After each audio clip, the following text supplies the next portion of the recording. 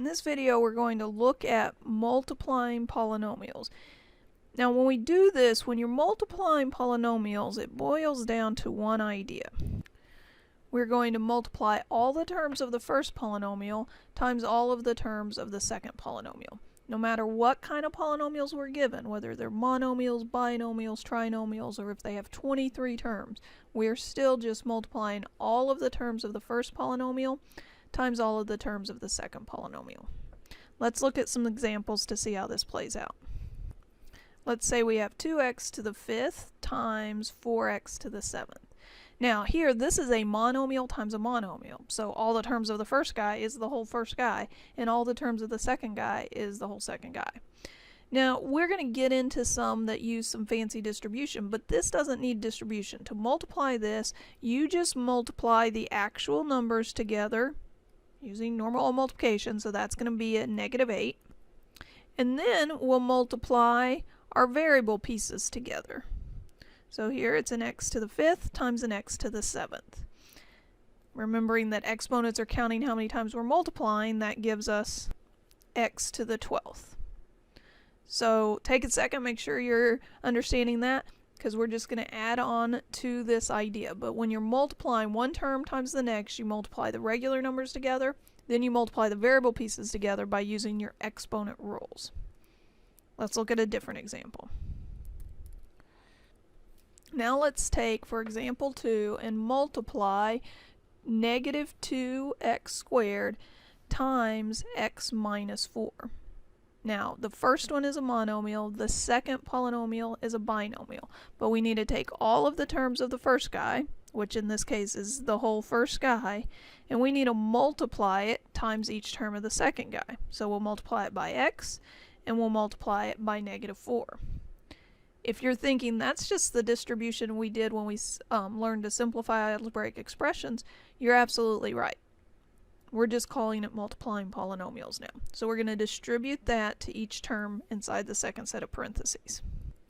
When I do the first multiplication, I get -2x to the 3rd. Now remember here that an x has a hidden coefficient of 1.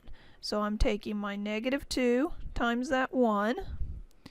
That gives me the -2. And then I'm taking x squared times x, and that gives me x to the 3rd. Now I'm going to take my term in the first guy and distribute it to the -4. That's going to give me a plus 8x squared. So with this one, I'm taking the -2 times the -4. That gives me a positive 8. And then I'm taking x squared, and it doesn't have any x's over here to multiply with, so it just comes down, still being multiplied by the 8.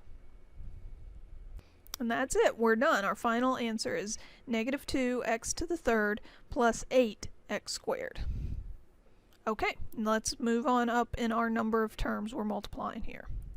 In example 3, we'll multiply 6x plus 1 times 2x minus 3. So now we're taking a binomial times a binomial, but our rule remains the same. Multiply all the terms of the first polynomial times all the terms of the second polynomial. That means I need to take this 6x and multiply it by the 2x and the 3x. And then when I'm done with that, I'll take my 1 and multiply it times the 2x and times the -3. So let's do that a step at a time and see what we end up with. So like I said, first we're going to take 6x times 2x. That's going to give us a 12x squared. Then we're going to take our 6x and times it by the -3. When I do that, it gives me a -18x. So now I've taken my 6x in the first polynomial and multiplied it times every term in the second polynomial. Now I'm going to switch gears to my 1 term in the first polynomial and multiply it times every term in the second polynomial. So 1 times 2x is just a 2x.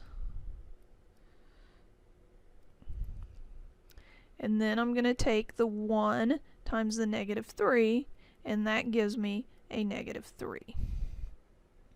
So every term in the first polynomial times every term in the second polynomial. Now if you look at our result here, unlike what we've seen in the previous examples, after multiplying I have like terms that I can combine, and so I'll want to go ahead and combine those. It won't always be the case that you end up with like terms to combine, but when you do, you want to go ahead and do that additional step of simplifying your polynomial. So that's going to give me my 12x squared, and then minus 16x for where I combine the like terms, and then I'll bring down the minus 3. And then that's as simplified as that can get. And the pattern just continues on. We can do this with, a 10-term polynomial times a 10-term polynomial. We would have to get a bigger sheet of paper, but it's still the idea of every term of the first guy times every term of the second guy. Go ahead and give some of these a try on your own and see how you fare.